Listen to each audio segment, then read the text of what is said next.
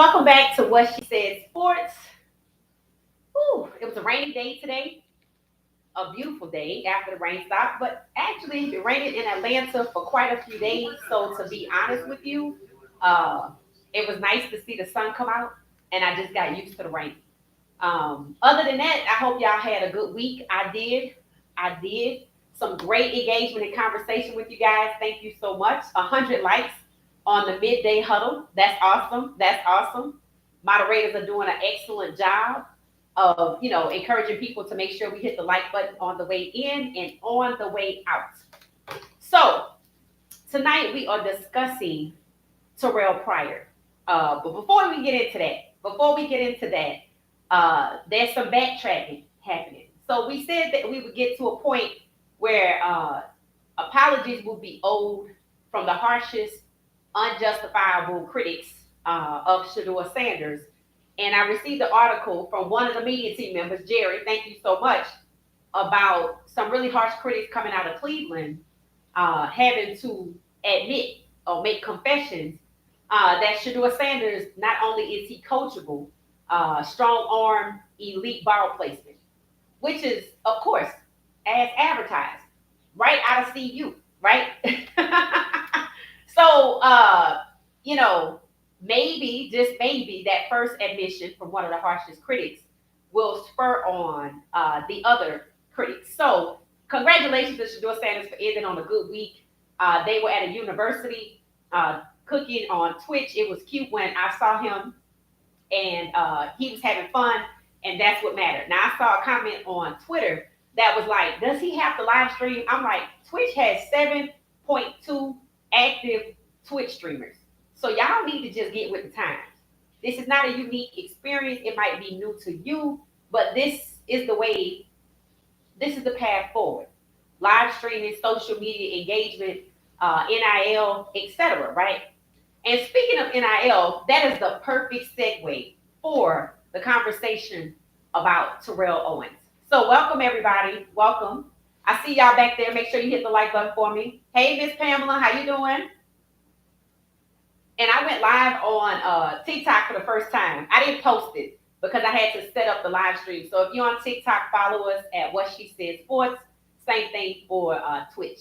All right. So learning about Terrell Pryor, what I felt like was a fun experience because I guess I like learning. And then at the same time, I immediately knew that this was going down the same path of other quarterbacks because I now see the pattern. I now see the pattern and how they try to switch these guys off the wide receiver, etc. We've talked about it. Y'all know we've done Doug Williams, Warren Moon, Michael Vick, Vince Young, and now Terrell Pryor, and I might have forgot somebody in between. Dante Culpepper. So now it's Terrell Pryor. And I reached out to Mr. Pryor and I sent him a message and I asked the question, why the switch to wide receiver? I haven't heard back, but I already got my answer. So Mr. Pryor, if you see this, feel free to omit the request, but feel free to answer it. So, okay, Terrell Pryor is a phenom. He was one of those dual star athletes, like dual sport athletes. Mr. Basketball, top 100 players, could have went to the NBA, and also a phenom when it came to football. And that's the trend with a lot of these guys. They can play baseball or they can play, they can play basketball, like Charlie Ward, right? And some people actually believe that after it's all said and done, Terrell Pryor should have possibly gone on the basketball route. He would have had a better career. And one of the patterns that since learning about Vince Young that's starting to jump out, because we did Tyrod Taylor too, the NFL seems to be taking at one point and possibly now trying to hoard elite QB talent for black quarterbacks with the intention of disrupting their career from the onset. From the onset. And what I mean by that is Vince Young had just won the Rose Bowl. If you look at that game, you see he was a dual threat champion. Now, I'm just going to be clear. Following Vince Young, learning about him and how they wanted him to be a pocket passer because, see, they like to use this phrase, and you may hear it recently. Oh, so and so has a pro style offense, and that's not what they ran in college. You know what a pro style offense is? They want them to pass from the pocket, and they want to either pass it, hand off the ball to a running back or throw it to a receiver. They don't want them to run it. They don't consider a dual threat QB something that fits into a pro style offense. And the problem that I'm seeing with Vince Young for sure, and now Terrell Pryor, um, they were well-known dual threats. Remember, Vince Young was 2005. Terrell Pryor is 2008. That's just 3 years apart. So they're from the same era. Michael Vick came in 2001, and Dante Culpepper was 1999, and he was mobile. They just didn't use the term dual threat with Dante Culpepper. They used the term mobile, mobility, dual threat. I don't know why they didn't give Culpepper the label, but they gave it to Michael Vick. And any quarterback after Michael Vick should not have had a problem because he was undoubtedly the second dual threat quarterback, not the first. But we saw his career get interrupted. And Michael Vick going number one overall was the first black quarterback to do so. Opened the doors for a wave of black dual threat quarterbacks. And y'all have heard me say that's culminated into the majority of the starters for all 32 teams, the majority, with Shedeur Sanders would have been number 17 for black elite QB1s to start. Like Cam Ward is 16, Shedeur is 17. And people are oohing and eyeing over Cam Ward and his ability to have a sideways accurate pass, right? But in Shedeur's case, number 17, who would have tipped the majority in the favor of black QB1s, he's out here and the NFL wants him to disprove defamation, right? And when it comes to Jalen Milroe, who would have been number 18 in this same 2025 draft, they want to act like, oh, he's good. He won't even see the field this year because why? They paid Sam Darnold $100 million. When has overpaying someone or paying someone handsomely prevented the unexpected from happening? Never. But that's how they think. So we back to 2008. It's the same era as Cam Newton. In fact, it said that Terrell Pryor was supposed to be Cam Newton. In fact, Cam Newton won the Heisman in 2010 when Terrell Pryor came out of Ohio State. And they said if Cam Newton wasn't there, he would have won it. So essentially, these dual threat quarterbacks were starting to stack up. Multiple in the same Heisman race, just like with Shedeur Sanders and Cam Ward. But see, here's the thing. Shedeur Sanders is not necessarily considered a dual threat quarterback, and they basically said his skill set was outdated because he's a retro style classic QB. So the NFL is confused as to what the hell it wants because Josh Allen just got paid $330 million for being a number 2 QB who was a dual threat, who is what? Converting to a pocket passer, which is Shedeur Sanders, which is also Jackson Dart and also Tyler Shaw. So the NFL is saying that being a dual threat is a curse. And that's not what they want because the way these guys get treated is switched off to wide receiver. But they didn't want Shedeur either. And he's a pocket passer. So, I've said this multiple times. These guys are getting a raw deal. And when I asked the question, why are they drafting these guys, we came to the conclusion so they don't run off to Canada or start their own league or ball out somewhere else. They get drafted by the NBA and neatly tucked away, and their skills stripped of them. That's what happened to Vince Young. Well-known dual threat, to this day, the best quarterback in college ball, went to Tennessee, who had ran a pro-style offense and wanted Matt Leinart, who was a pocket passer, not a dual threat. And they made his life hell. They ruined his career. They neglected him. The owners too. So that was 2005. Now we're 2008. Then we get Terrell Pryor, Ohio State. He puts up numbers. He gets to 2010 in the Heisman race. Cam Newton wins it. This is also about the same time as RG3. And when they said that, I'm like, RG3 career and Cam Newton career wasn't all that hot. They had some tough times to deal with. Cam Newton was dealt away from the Carolina Panthers as untradeable. Yeah, the Heisman winner, untradeable. And that's what they do. They strip these guys down to nothing. And it's like, oh, he's not good. They discard them. RG3 had a tough time in Washington. Very ugly situation to the point that owner had to go and they got somebody else. And now Washington seems to be on the right path. But when Jaden Daniels was drafted to Washington, he was predicted to be a bust because Washington was a sorry team. But they got it together. And maybe with the help of Magic Johnson and others who are limited partners, limited ownership. So 2010, Terrell Pryor and a few others at Ohio State get tattoos. And somebody gave them a discount on the tattoos because it was multiple. That ensnared them in an NCAA investigation, a scandal, because you got something at a discount or for free or whatever, and you're a student athlete. So basically, they wanted them to be starving student football players, which is what they were. But remember, this 2010, Reggie Bush had already happened in 2005. They already took Reggie Bush's Heisman back at some point, but they gave it back to him, right? After they tried to give it to Vince Young, and he said, no, that's Reggie's. But then what happened with Terrell Pryor? Did they exonerate them after the rules changed and NIL came along in 2021? No. In fact, Terrell Pryor and several others sued the NCAA for using their name, image, and likeness.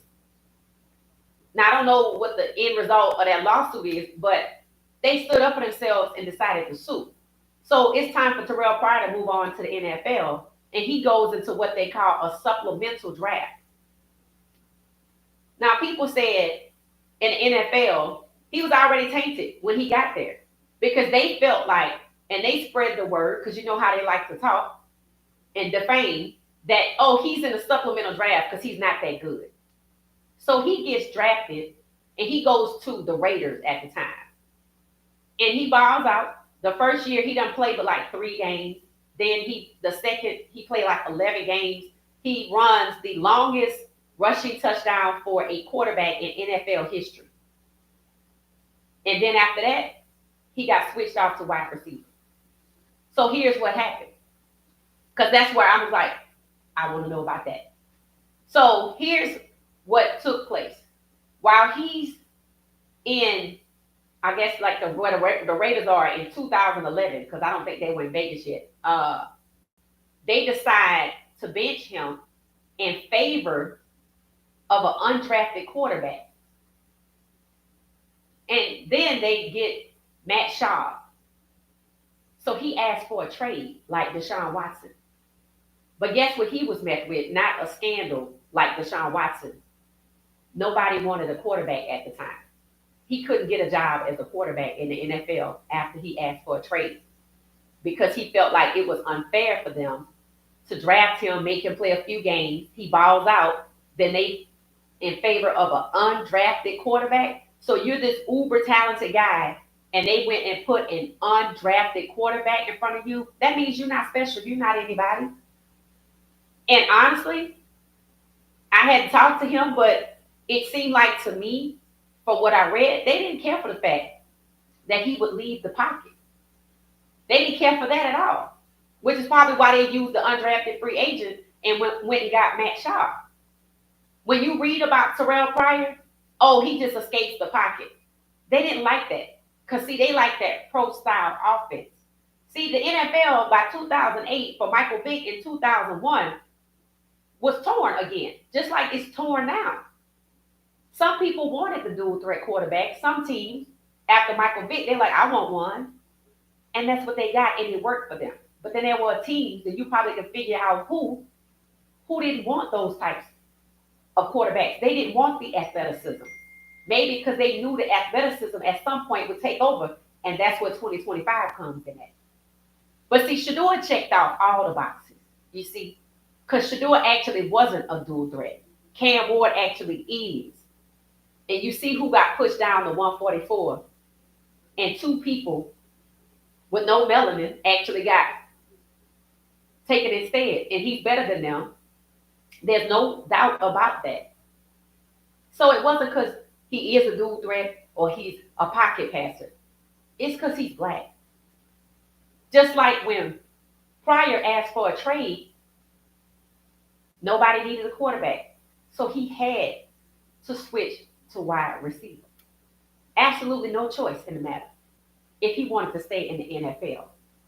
And that's how they get you. So essentially, it's 2008 and we get to 2018. That's a 10-year gap, right?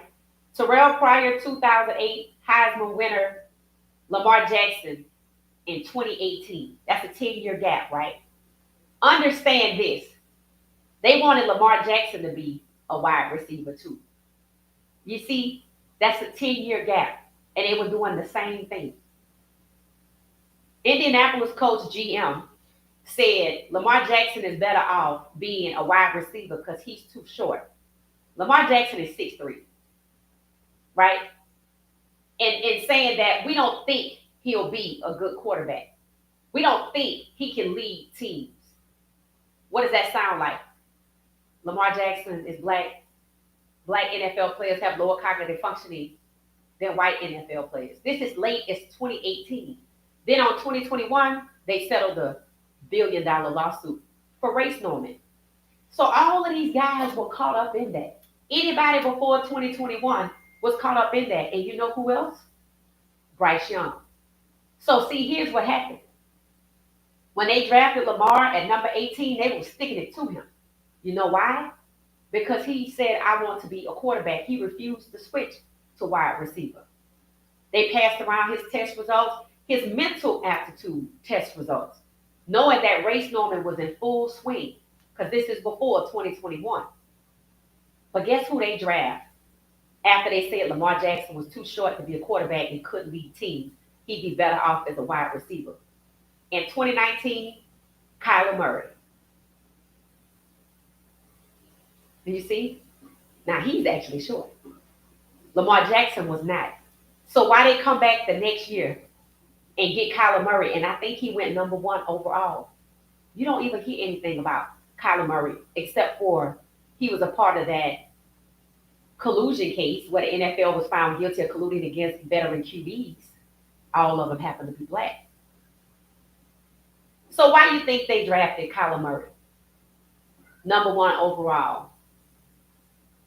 The year after shunning Lamar Jackson down to number 32 because he dared to be a quarterback, to save face, just like they drafted Cam Ward number 1 overall, to save face for what they're doing to Shedeur Sanders.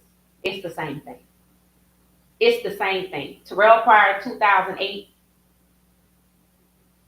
Lamar Jackson, 2018. Lamar Jackson was the Heisman winner. You worried about his accuracy?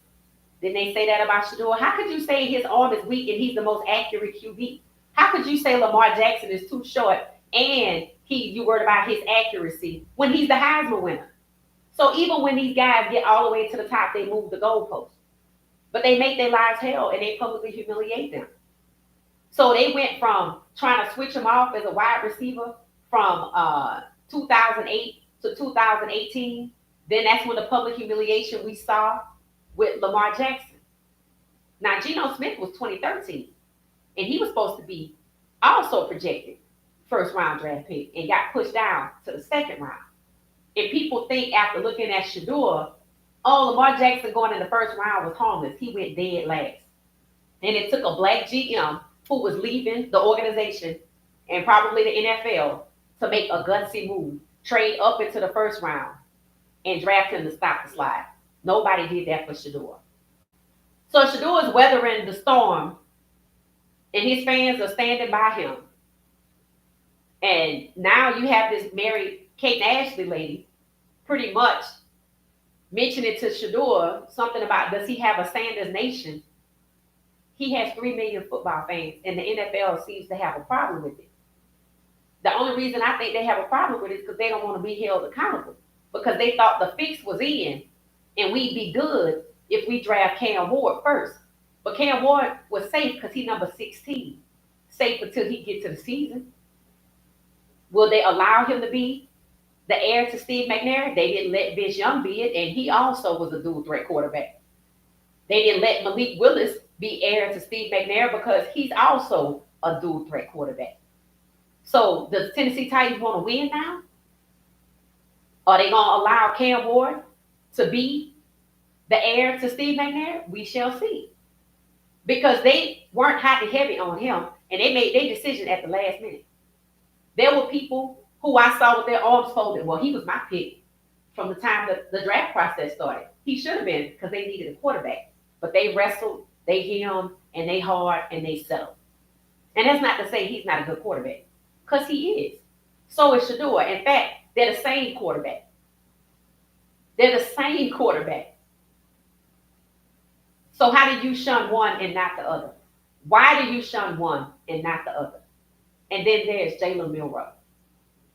So Terrell Pryor was a victim, just like Tyrod Taylor, Geno Smith, just like Dante Culpepper, Deshaun Watson, because he asked for a trade too. And it just goes on and on and on. It goes back to Doug Williams, Warren Moon. Warren Moon went to Canada so he wouldn't have to deal with what Lamar Jackson dealt with, being devalued as a black quarterback. That's from the 70s to 2018. And every few years, we see a different pattern of abuse to racially discriminate against black quarterbacks. In the late 70s, it was the intellectual capacity. And they said that out loud. But then they got a little quieter with it as they got into the 80s and the 90s. And then when they got Dante Culpepper, the colleges were using, we don't know if we want to touch you because you didn't do good on your SAT. All the while, they had 9 black quarterbacks who were illiterate and could not read, and we named 2. But the quarterback, see, if you black your quarterback, you got to be perfect. While their white counterparts didn't get switched off the wide receiver like that. In fact, I have an article that I read today that points out that exact fact in 2017, before Lamar Jackson actually got drafted. So it was a well-known phenomenon. It was a well-known tactic that the NFL switched off black quarterbacks to either wide receiver, running back, or some other position. And this did not happen at the same rate to white quarterbacks. So the racism is documented. It's out there. That's 2018. Let's go to 2021. We know about the lawsuit. We know Bryce Young in 2020. So Lamar Jackson, 2018. Kyler Murray, first pick overall. He actually is short. People said he's too short. Same thing, I guess they saying about Dylan Gabriel. Drew Brees was short. Next year in 2020 is Bryce Young, and they switched it up. Well, I guess we're going to go ahead and draft him since he's the Heisman winner. But he got sacked excessively. And here's what they were trying to prove. These young QBs can't start. They didn't want to see the white quarterback replaced by young dual threat black quarterbacks. Because that's exactly what has been happening. And if you ask the internet, if Google AI, does the NFL like dual threat quarterbacks? Yeah, that's the move. That's the path forward. Really? Because it was a curse with Deshaun Watson and Lamar Jackson. They didn't like Terrell Pryor coming out the pocket like that. Even though he ran back the longest rushing touchdown by a quarterback. They didn't want to embrace his dual threat capability. They wanted to do to Terrell Pryor what they did to Vince Young in 2005, 3 years earlier. I want you to be a pocket passer. So I asked the question, why they keep going to get these dual threat quarterbacks and trying to dumb them down to pocket passing? Because the white QBs were slowing down in rate. Russell Wilson actually talks about it. When he came out, he was like, wait, this is different. Because when he came in, it was just a few. And then suddenly, 3, 2, 4, it just starts to be a trend. Even the top rounds and the lower rounds, because everybody wanted a dual threat. But then we knew 2025 would be the year that the majority of the starters would be black. Because in the NFL, it's known that if you're a first-round draft pick, you start. And that's why they didn't want these guys to be first round draft picks. That's why they didn't want Shedeur to be a first round draft pick, because Cam will be starting in Tennessee and Shedeur will be starting in Cleveland. I'm sure there's evidence to prove that they were going to draft him. All that extensive pre-draft talk. So here's the thing. Terrell Pryor came out of school at a time where the NCAA had their foot on these NFL players' necks. And you was broke, and so what?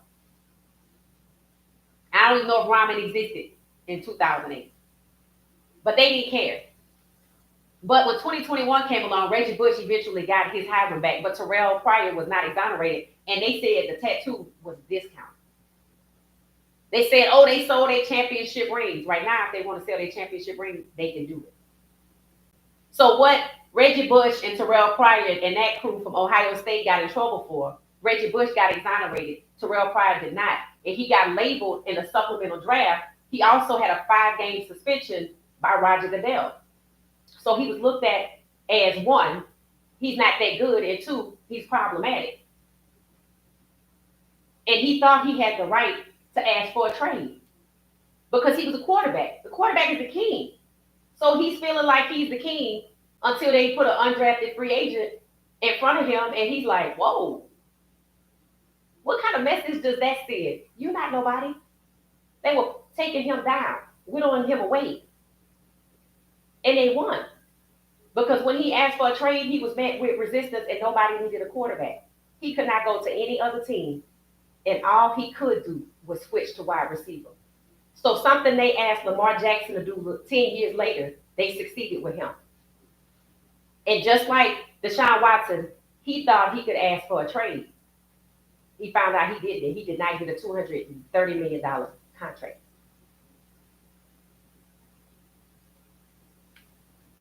So that's the story of Terrell Pryor.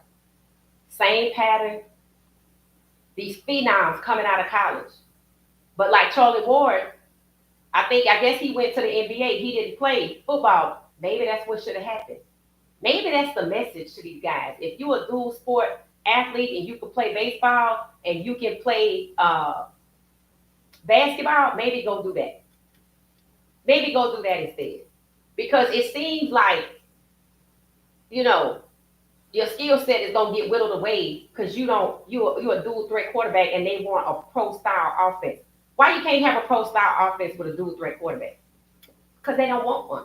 They want to hand off the ball, which is exactly what happened to Steve McNair. Remember, his nickname was Air McNair. They changed it to Hand Off McNair because they didn't want him passing the ball no more. They just take these guys and they just whittle their skill set down. They wear them down, and they just pass them off from team to team to team so they can look washed up and problematic. That's what they're trying to do to Russell Wilson. But he has somehow found himself in QB1 because they was trying to show him the door.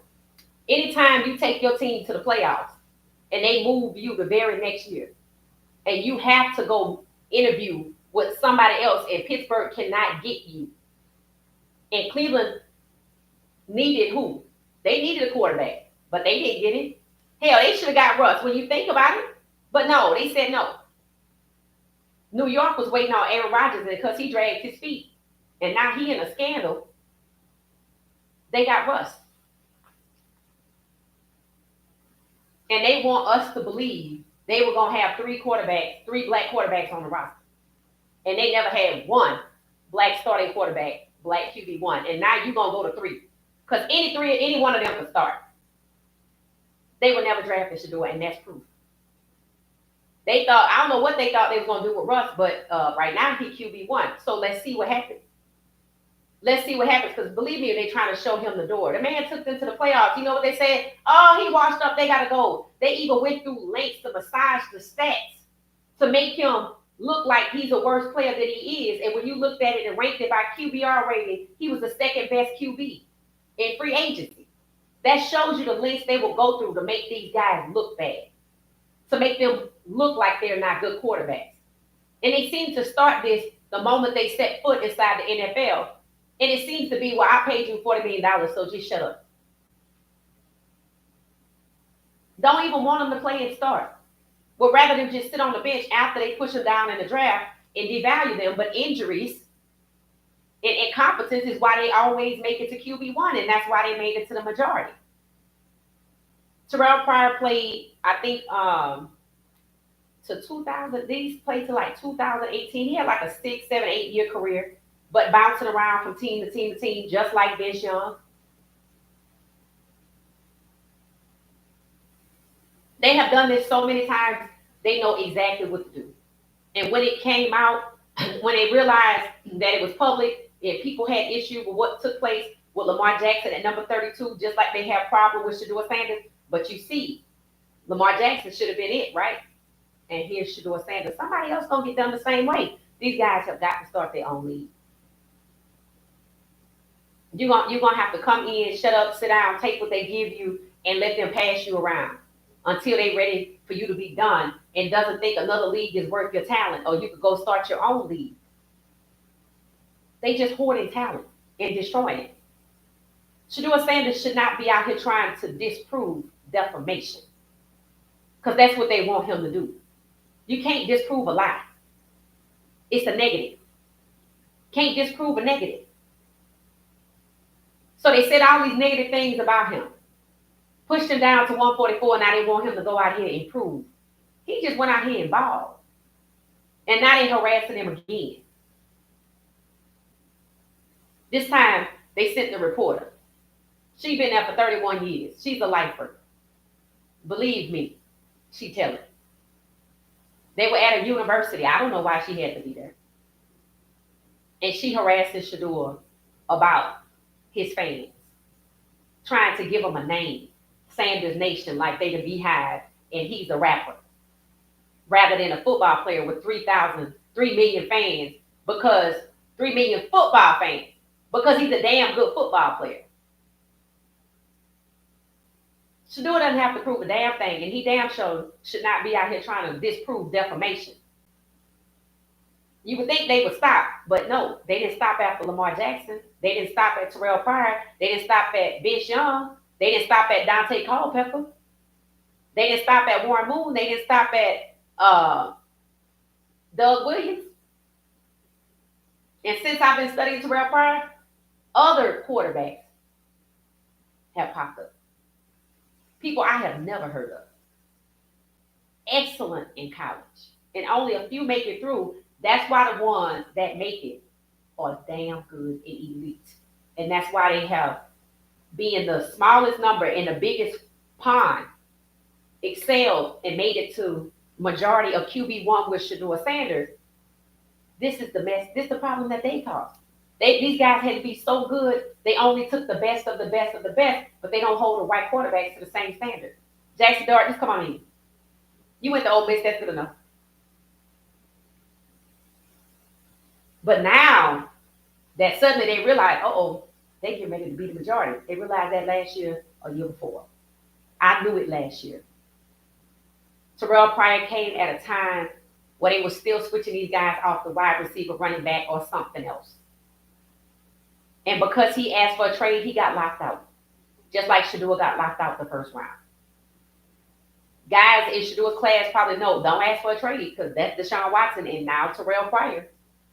They might also need to understand, if you're a dual threat quarterback, maybe don't worry about that either. Just be a pocket passer. But that's what Shedeur is.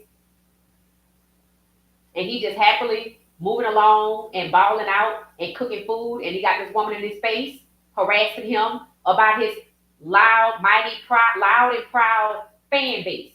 As if they're his fans because he make music. Like he got a beehive. Like they can't reason with themselves that he has 3 million fans because of football, even though 3 state championships in high school, transforming a QB. Two SWAC championships at Jackson State, plus 2 Celebration Bowls. Which a bowl game? Then coming on to Colorado, going straight 3-0 through teams they were supposed to lose to. Withstanding being sacked 52 times and only threw 4 interceptions.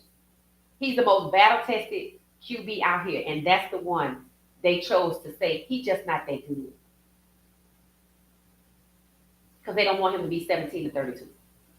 So Terrell Pryor was a good study. Yes, there are similarities to the other quarterbacks we've already studied, starting with Doug Williams, Warren Moon. We did Tyrod Taylor, Michael Vick, Vince Young, Terrell Pryor, Dante Culpepper. All have the same similarities. If they're not switching them off to wide receiver, they're moving on to public humiliation in 2020 with excessive sacks. And now, 5 years later, with Shedeur Sanders, public humiliation, pranks, this, that, the other, defamation, throw the book at him in 2025. So nothing has changed, but the method they use to abuse these guys, to devalue them. They still race normal, even though they settled a $1 billion lawsuit and arguing about it in 2024. Just because they might not have the policy written down on paper doesn't mean they're not practicing it. And it seems to be in the draft. Pre-draft, the draft itself, and the excessive sacks is supposed to be happenstance. No, it's not. Because when you look at who's been sacked the most, the top three, for the last 3 years, they all black. They either rookies, Russell Wilson, or Geno Smith.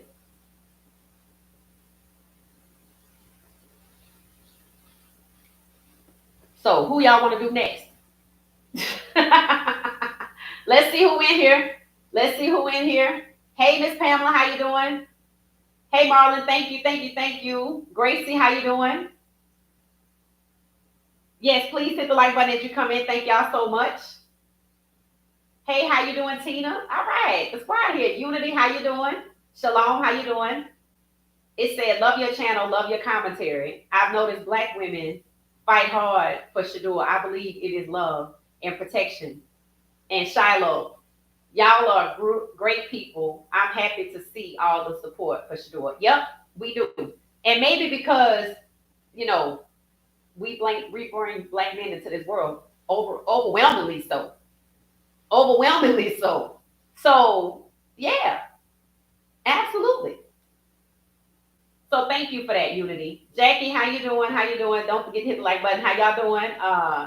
Charlotte, hey, Charlotte, how you doing again? How you doing? I really love the show. Thank you so much. Thank you so much. Thank y'all. My media team is on it. Charlotte was on it today, too. Charlotte and Jerry and Salafi. Thank y'all so much. Political ill, dog whistles language. Yes, his accuracy. To say a man that's 6'3" is short is laughable. Laughable. And I wonder when that GM left the league. And never forget, Shedeur literally had his back broken during the 23 season. Right. I don't know how Coach Prime had the fortitude to stand there and watch that sometime, because I couldn't do it. I couldn't do it. Same playbook, same system. Game ain't changed, just the players. Facts. Facts. I told y'all they got a class action lawsuit. All these quarterbacks, they got a class action lawsuit. I don't even know why they don't do it. Because they see, after what happened to Shedeur, they ought to be nauseated. Every last one of them. Hello, it said, we know how dirty they are. Yup. And that's what the draft showed you. In Cleveland, too. See, the draft showed you what they're capable of doing. Just to they just want to devalue him. Oh, he's not that good. It showed you that they were willing to lean on black GMs, and they were willing to use black GMs and coaches as pawns to get them to do their bidding. Because they know Isaac Newsom traded up to get Lamar Jackson. What they didn't expect is for 47 to show up and call them stupid, and that's why Shedeur got drafted. So now Shedeur is in Cleveland, and they want him to disprove defamation, and no, he just went to do what he loves. Football is his passion. Are they going to try to break him down and put him in a pro style? See, when they use the word pro style offense, they telling you they don't like dual threat quarterbacks. That's a pass heavy, run heavy, and they don't mean the quarterback. So something that everybody wanted, they don't want anymore as Shedeur becomes number 17 on the QB1 list.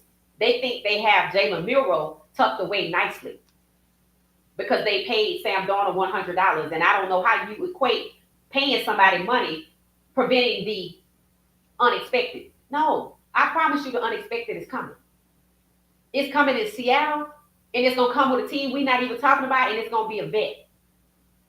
Dallas had the audacity, after Dak Prescott been in the league for 9 years and make $248 million, to say what? Oh, he's in developmental phase. How the hell is somebody that's been doing something for 9 years and making $248 million in the developmental phase? Why they coddling him? I have no idea. Because I know it was hard as hell for him to get that money. And Stephen A had to go on rampage for him to get paid. He's $60 million, the highest paid QB, unless Josh Allen might have switched that up. But they say he in the developmental phase. Imagine working at a job for 9 years and they're like, yeah, you in the developmental phase. You ain't get the hang of it yet. What that mean? He's stupid? Is that what you're saying? He can't get it? His lower cognitive functioning is what you're talking about? That makes them feel good to say, oh, he just can't get it. 9 years in, he can't get it. And then they're going to use that excuse against somebody coming out in the class of 2026. Oh, push him down in the draft because, Dak Prescott took 9 years to get it. So, as if he's the only black quarterback to come through. As if they don't know what they have done. As if they don't know what they did to Shedeur. The NFL side is very quiet. Very quiet. And Cleveland is doing the work. And they think we can't see the difference.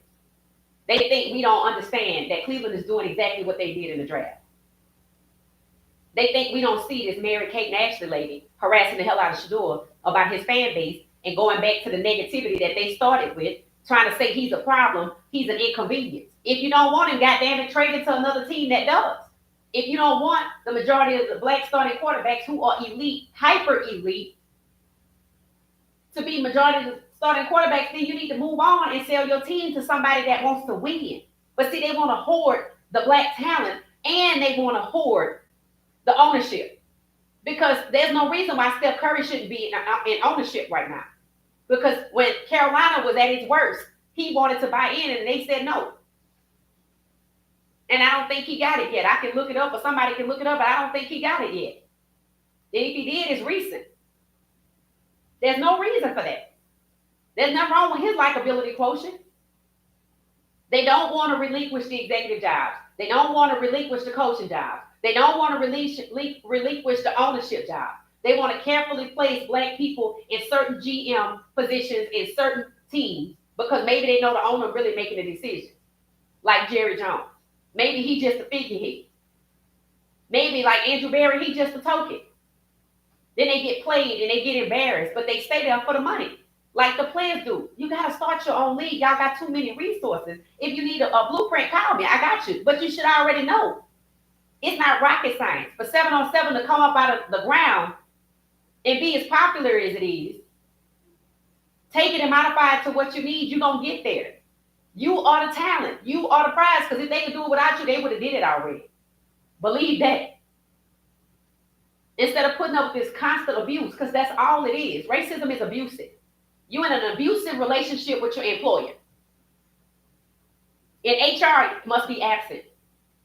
Or they always out of office because they clearly don't hold anybody accountable. And if you black and you ask for a trade to try to get some accountability, either Deshaun Watson or Terrell Pryor is going to be your learning experience. I don't understand how the guys that could have played baseball and that could have played basketball, the ones that did choose the NFL, just like Caleb Williams who wanted to go elsewhere, I really want to know what it is that they sold you to make you think you'd be okay. I think Caleb is the most egregious case of I don't want to play for the NFL. Let me talk to some lawyers and see what I can do. Oh no, come on in here. We're going to get you anyway. And they did.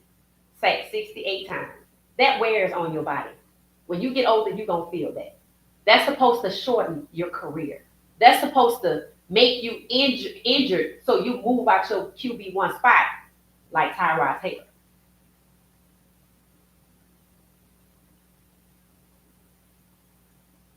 You better give myself a chair. Thank you. What you say. Thank you so much. I don't understand the media folks. If Shedeur isn't all that good, they sure is all outdoors following him more than the QB that went ahead of him. Facts. That's facts.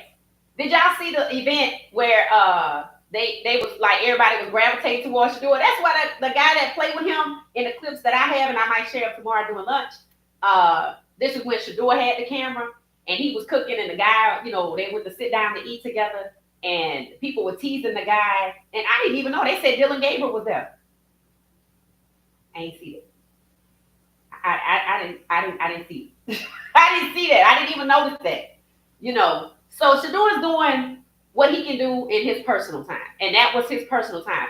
Will they try to use it against him? We gonna see. But I'm telling you right now, they sent a snitch along, and y'all know exactly who it is. 31 years in, that's to report back. How did he do? Did he stream?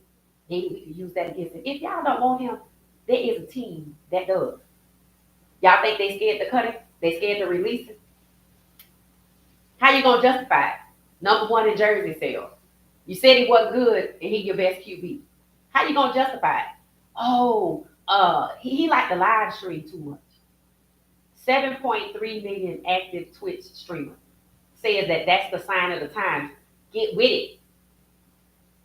But they so archaic in their process. Race norming in 2021, that's straight out of slavery. When they said black people weren't 3/5 of a human being, that's where they come from. That's exactly what they saying. That's why Terrell Pryor, we don't trust you to lead a team. So they put an undrafted free agency quarterback in front of him. But he was good at Ohio State. Imagine if there was another league that actually wants to win and appreciates talent. They wouldn't have much. And what they had, nobody would want to watch. I know these guys can start their own league. Here's my thinking on these guys waiting, and you better make the sacrifice before you become the sacrifice. Because if they thought they could make that kind of money off of flag football and they don't need your athleticism to do it, you ain't gonna have a job.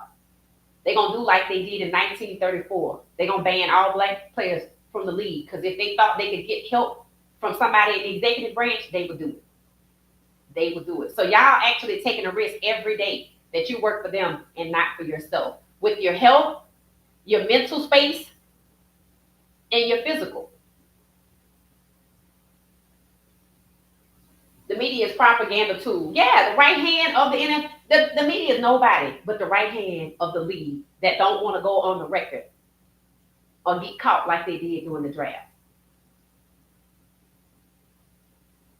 Did the NFL get fined for the data breach on Shador? No. Did they tell us who Ole Miss sweatshirt was? No. But you see, they still at it. They still at it just through Cleveland. Did someone charge racketeering? I don't know, but I hope so. If y'all heard about it, email it to me. If somebody charged him a racketeering, please let me know. I told y'all, it's other things going on out here. We might know about one lawsuit, but that's not the only one. That's not the only one. And I think, if I'm not mistaken, I think the last thing that was said publicly was that a judge was supposed to look at the case to see if it was frivolous or not, and they didn't rule on it. They kicked it to another judge. That's how you stall. That's how you stall to the NFL do its due diligence to try to figure out who's who, what's going on, and what they could do to get out of it, and what judge they could line up to make the ruling that they want. I told you, lead counsel, general counsel for the NFL used to work for the Biden administration. 2023. It's a different administration. Scripture says, I've never seen the righteous forsaken of this seed. Oh, okay, beg for bread. We ain't job scared. No, we not. We not at all. At all. When I heard Shador was on the negotiating list for the Canadian Football League, you know what that told me? Try it if you want to. But he ain't going to be the only one that go. Understand that. Understand that.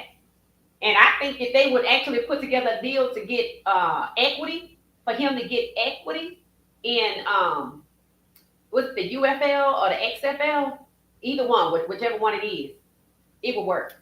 It will work. Because we going. We going. You know? So no, we ain't scared, and I'm happy to see Shedeur having fun. And I'm glad he live streamed. And I hope when y'all, under his comments, you let him know, hey, keep live streaming, Young King. That way we know you good. That way we know you good, and we going to keep marching for you.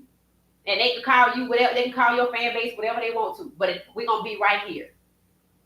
Oh, they show are loud and proud. Well, did you get the message? That's the point. Back off, lady. Go sit down somewhere.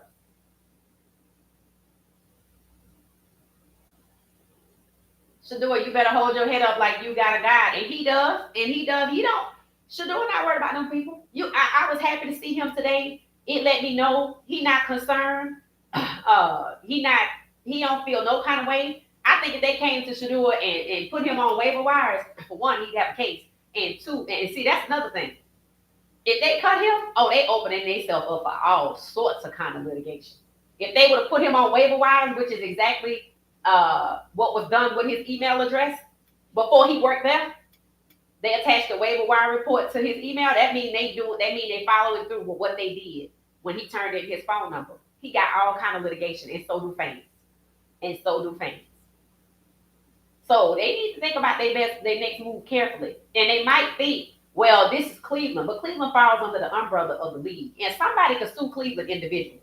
Fans can sue Cleveland individually. You can attach the NFL onto it too, but you can start with Cleveland. And I don't know why they think that they don't have any consequences and their fans don't feel some type of way. I think the fact that they know his fans are loud and proud, they a little shook. Oh, we didn't know you had that. I don't know why not. All you have to do is go on social media. You know what that is, right?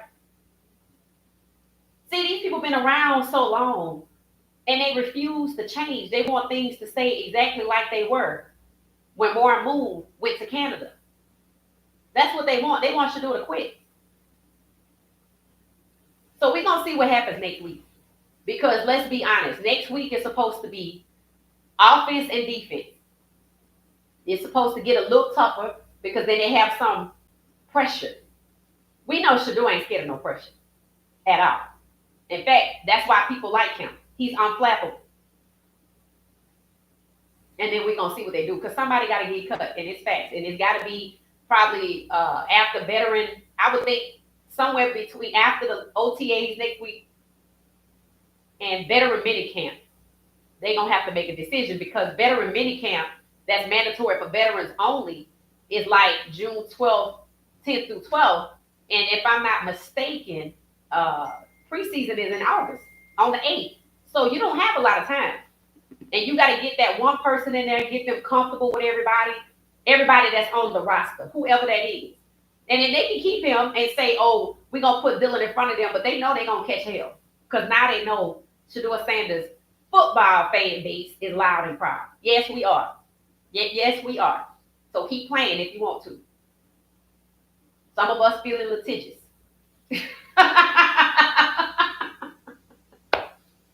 So that's what it is. That reporter wouldn't keep running in my face with her foolishness. Yeah, she gotta stop. She gotta stop. I told you they don't have HR because if they did, she'd be written up. She'd be on a warning or her last warning or fired because that's harassment. I want you to know that's harassment. Why you keep putting it out there? See, you trying to make him like he's inconvenienced, that he's a problem, that they need to move on for him. See, that's just more of the same type of defamation, trying to harm his character. No. Trying to devalue him. Oh, you have the Shedeur Nation or whatever. Lady, get the hell out of here. You know damn rapper. I see you. When is the first cut? I don't know when the first cut is, but they got to get rid of a QB. Let's see. Does anybody know when the first cut is? Let me see.